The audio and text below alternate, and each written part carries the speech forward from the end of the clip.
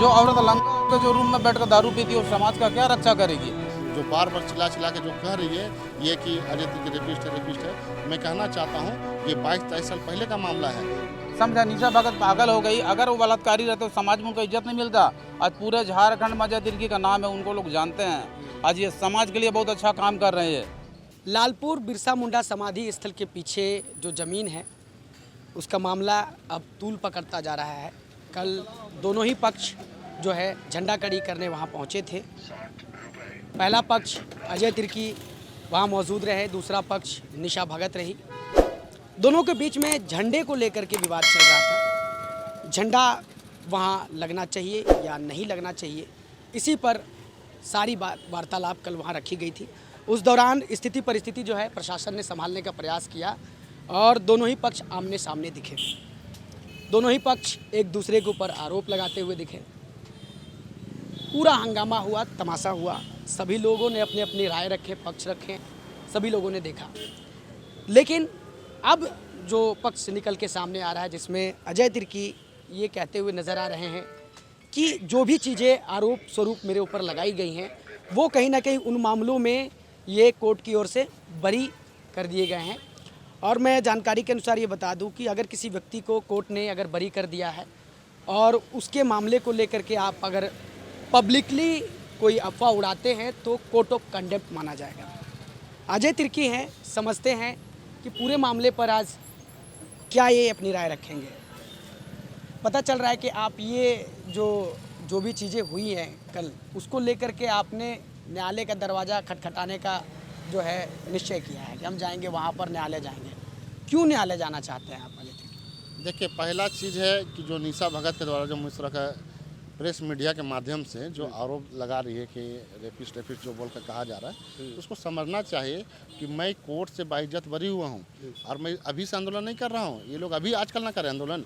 मैं झारखंड अलग होने से पहले से आंदोलन कर रहा हूँ और जो उसी के दरमियान मेरे ऊपर बहुत सारा केस हुआ। मर्डर केस भी लगे, रेप केस के भी लगे, मारपीट केस हुआ, झारखंड आंदोलन का भी केस हुआ, बहुत सारा केस हुआ। और जो लोग आंदोलन करते हैं उसके विपक्षी लोग उनके हर तरीका से एंगल से फंसाना चाहते हैं। और मैं बताना चाहता हूँ, मैं मर्डर केस में भी बाइज्जत बरी हुआ हूँ और ये जो रेप का केस लगा था उसमें मैं बाइज्जत बरी हुआ। तो मैं कहना चाहता हूँ कि जो केस में मैं बाइज्जत बरी हो चुका हूँ, इसमें कोर्ट मुझे बाइज्जत बरी की है, कोई साक्ष्य कोई सबूत नहीं मिला है, उस केस में मैं बाइज्जत बरी हुआ। तो उस केस को लेकर के कोई मुझ पर ये आरोप लगा रहे बार बार, इस तरह का लालसन लगा करके ये है फलना है ढेकना है कहा करके, तो मैं कहना चाहता हूँ ये कोर्ट ऑफ कंडक्ट है, मतलब कोर्ट का आप अपमान कर रहे हैं। तो मैं इसीलिए मैं कहना चाहता हूँ बढ़िया अपने वकील को इस केस को लेकर के मैं ड्राफ्टिंग करने के लिए, और मैं मानहानि का दावा निशा भगत के ऊपर मैं करूँगा, जो बार बार चिल्ला चिल्ला के जो कह रही है ये कि अजय तिर्की रेपिस्ट है। मैं कहना चाहता हूँ ये 22-23 साल पहले का मामला है। उसी समय पे तुरंत हमको लगता है कि 5-6 महीना में वो केस ख़त्म हो चुका था और उस समय में मैं बाइज्जत कोर्ट से बरी हुआ। तो इस तरह का वो कह रही बात को मैं कहना चाहता हूँ पूरी तरीक़े से ये गलत है। और ये कोर्ट मतलब कब का मामला था वो जो मामला निशा भगत आरोप लगा रही है, कब का मामला? ये हमको लगता है 22-23 का मामला, नहीं 22 मतलब 2002-03 का मामला है। अब 2-3 का मामला मतलब 25 चल रहा, तो मतलब हमको लगता है 22-23 साल पहले का बात है। अब उतना साल पहले अब बताइए कि कोई अगर मुझ पर आरोप लगता है तो वो आरोप गठित होना चाहिए। आरोप तो लगते रहता है लेकिन आरोप सिद्ध होना चाहिए। मतलब आप ये कह रहे हैं कि उन्होंने जो पब्लिकली मीडिया में सारी बातें जो कही, वो उन बातों को लेकर के आप जो है न्यायालय जाएंगे, यही आप एकदम स्पष्ट में मैं कहना चाहता हूँ। मैं न्यायालय जाऊँगा और न्यायालय के दरवाजे से उसको मैं मानहानि का 50 लाख का उसके ऊपर में मैं मानहानि का केस करूँगा। अच्छा, एक बार संक्षेप रूप में अजय जी हम लोग समझ लेते हैं कि कल जो वार्तालाप रखी गई थी वो क्यों नहीं सार्थक हो पाई? क्या ऐसी वहाँ पर वजह रही कि वहाँ पर वार्तालाप नहीं हो पाई? देखिए, जब लोग संख्या में रहते हैं दोनों पक्ष में लोग, तो बात नहीं हो पाती है। तो चूँकि जिस तरह से वो लोगों का मनसा था कि सरना झंडा वहाँ पर कोई लगाएगा तो हम लोग हटा देंगे, तो हम लोग लगाने के पक्ष में थे जरूर। लेकिन जिस तरह के मान सम्मान और देखे हम लोगों को प्रशासन को भी दिक्कत परेशानी हो रहा है, बार बार लोग आग्रह करके हम लोग शांति व्यवस्था बनाए रखें, तो हम लोग शांति प्रिय लोग हैं। हम लोग किसी का भी काम में कोई हस्तक्षेप नहीं करना चाहते। संलिप्तता आ रही है सामने कि कोई बिल्डर है जो कि जसवाल है, जिनकी वो प्रॉपर्टी है जो वो दावा कर रहे हैं, उन बिल्डर की भूमिका इसमें पूरी तरीके से कितनी है? देखिए, साफ तौर से मैं कहना चाहता हूँ उसमें बिल्डर की संलिप्तता है। अब जब वो काम करा रहे हैं तो उसमें सरना झंडा गड़ा था, उसके आड़े आ रहा था, उसमें रोक लग रही थी उस झरना के माध्यम से, इसीलिए उन लोगों ने बहुत मोटा रकम जो जो अब इसमें इन्वॉल्व है, चाहे कुंदरसी मुंडा की बात करें, निरंजना हिरेंज की बात करें, चाहे निशा भगत की बात करें, चाहे और लोग जो उसमें इन्वॉल्व हैं, वो सभी तमाम लोग इस पर मोटा रकम लेकर के यहाँ पर सरना झंडा हटाने का काम किए हैं। एक पक्ष जाते हैं थाना पे तो वहाँ केस करना कि मामला बनाते हैं कि सरना का झंडा है, ईसाई लोग कैसे यूज करेंगे। अरे सरना का झंडा ईसाई लोग अगर यूज कर भी रहे हैं तो आपको पता होना चाहिए कि वहाँ ईसाई नहीं है, वहाँ सरना का भी परिवार है और सरना के भी लोग रहते हैं। तो मैं कहना चाहता हूँ सरना के परिवार के माध्यम से झंडा गाड़ा गया था और झंडा गाड़ने से उस ज़मीन का रख रखाव हो रहा था, ज़मीन का बचाव हो रहा था, इसलिए उन लोगों ने सरना झंडा का गाड़ा था वहाँ पर। और किसी के सरना झंडा गाड़ने से अगर रख रखाव होता है, किसी का बचाव होता है तो उसमें गलत क्या है।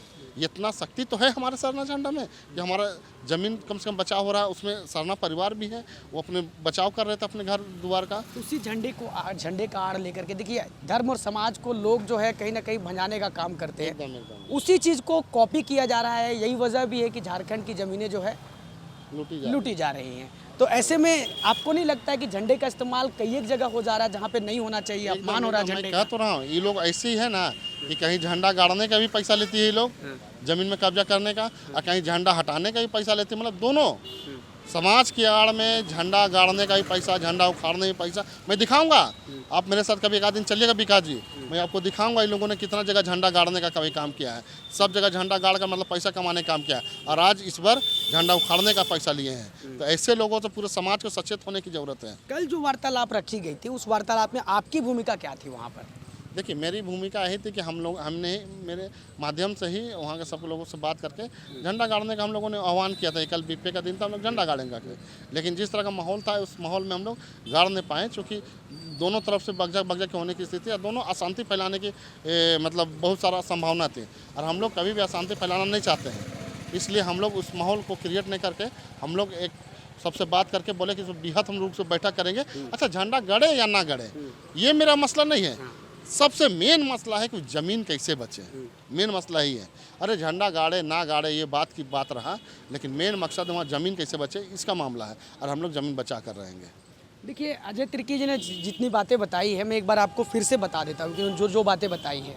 देखिए वहाँ पर सरना और ईसाई उस ज़मीन पर कहीं ना कहीं बसे हुए कई एक सालों से बसे हुए हैं, और ऐसे में जो जसवाल फैमिली है उनका ये दावा है कि वो प्रॉपर्टी हमारी है। उनके पास कागजात भी है, उन्होंने प्रेस कॉन्फ्रेंस भी किया था, वो भी आपने देखा होगा कि प्रेस कॉन्फ्रेंस की तस्वीरें हमने आपको दिखाई थी।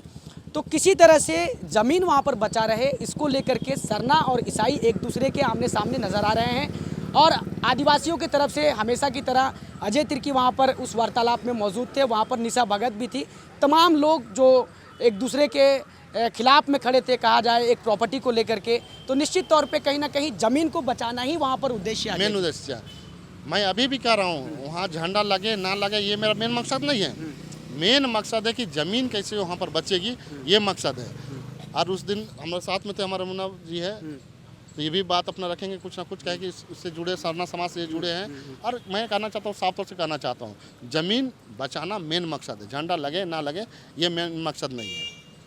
तो बिल्कुल आपने सुना कि अजय तिर्की कह रहे हैं कि हम कोर्ट का दरवाज़ा खटखटाएंगे, क्योंकि देखिए अगर कोई आपके विरोध में बोला गया बात, ऐसा बात जो आपके जीवन में अंधकार लाया हो, अचानक से बाहर निकले लोगों के बीच में जाए, तो अच्छी छवि भी आपकी ख़राब हो जाती है। उसको लेकर के अजय तिर्की ने फैसला लिया है कि ये कोर्ट का दरवाज़ा खटखटाएंगे, कि जिन मामलों में इनको कोर्ट ने बरी कर दिया है उन मामलों को लेकर के जो है सामाजिक तौर पर जो है इनको जो है प्रदर्शित किया जा रहा है और बताया जा रहा है। मैं आपको जानकारी के अनुसार बता दूं कि कोर्ट ऑफ कंडेम्प्ट का मामला बनता है और जिसको लेकर के अजय तिर्की जो है कोर्ट जाएंगे।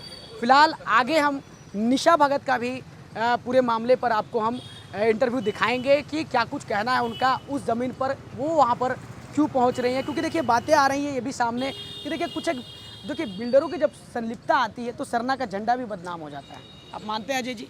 एकदम सही बात है, इसको मानते हैं हम भी कि सरना का झंडा का दुरुपयोग भी बहुत जगह ये लोग किए हैं। कहीं गाड़ने का भी बोले तो बताए हैं, तो कहीं गाड़ने का भी पैसा लिए, कहीं हटाने का पैसा लिए। इसलिए हम लोग चाहते हैं कि झंडा गड़े ना गड़े ये मेरा मायने नहीं है, मैं अभी भी कह रहा हूँ, ज़मीन कैसे बचे ये मेरा मकसद है। वहाँ रहने वाले लोग जो भी लोग हैं वहाँ पर वो कहीं ना कहीं चाहते हैं कि अजय तिर्की ज़मीन बचाएं। एकदम वो लोग इसी मकसद के साथ हमें निमंत्रण दिया था, बोले थे कि आप आइए दादा हम लोग के साथ कम से कम हम लोग का ज़मीन को बचा दीजिए। इसी मकसद से हम गए थे। झंडा लगाना कोई मेरा मकसद नहीं है, ना ही झंडा वहाँ पर हमको उखाड़ना है ना लगाना है। मेन मकसद उस ज़मीन को कैसे बचाना, यही मेरा मेन मकसद है। मुन्ना उरांव जी केंद्रीय संरक्षण समिति में हैं और इस वक्त इनसे समझते हैं कि जो वार्तालाप रखी गई थी कल लालपुर के जो बिरसा मुंडा शहीद स्थल के पीछे में जो प्लॉट है उसको लेकर के क्या कुछ हुआ वहाँ पर, क्या चीज़ें आप हुआ क्या ना कि निशा भगत जो है उनका दिमाग लगता है दारू पी के पागल हो गया। वो हद से ज़्यादा दारू पीती है, हर किसी के ऊपर भी क्लेम लगा देती है। कल देखिए हमारे अध्यक्ष के ऊपर बुरा भला कह के गलत उसमें क्लेम लगा दिए। अरे निशा भगत को अपना छवि झांक के देख लेना चाहिए, अपने ऊपर देख अपने गिरिबान को झांक लेना चाहिए। जो औरत लंगा होकर जो रूम में बैठकर दारू पीती है उस समाज का क्या रक्षा करेगी, जो खुद अपना रक्षा नहीं कर सकती है।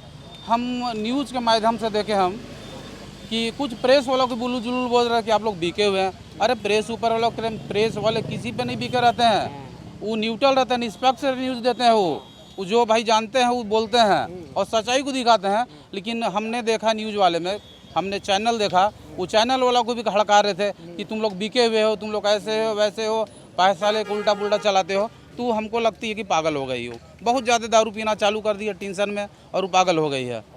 झंडा का मकसद वहाँ पर क्या था आपको बता रहे हैं, वहाँ पर आदिवासी क्रिश्चियन का मामला नहीं था। हमको लगता है कि कुछ बिल्डर्स को पैसा ले लिया, अगर झंडा नहीं हटता तो काम चालू नहीं होता। हमको लगता है उसके ऊपर खूब ज़्यादा प्रेशर हुआ होगा अभी काम चालू है वहाँ पर? नहीं, अभी तो काम बंद है।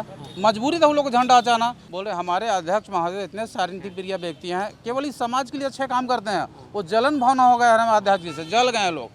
2-4 को ऐसे हमारे बीच के नेता हैं जो कि हमारी बहन लोग हैं, कोई गैर नहीं है।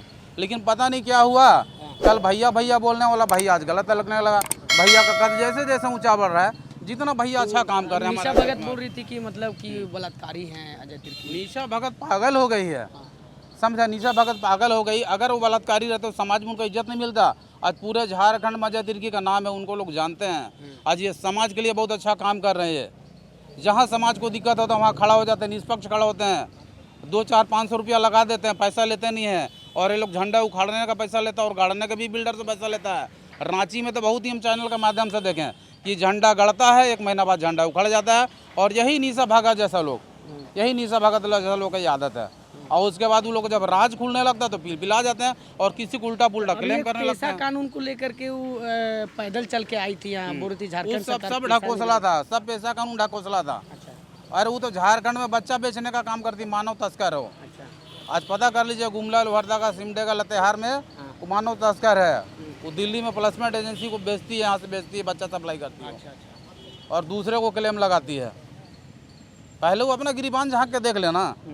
हम तो मीडिया के माध्यम से देखें, फेसबुक में देखें, उसका लंगा फोटो चल रहा, दारू पीते हैं।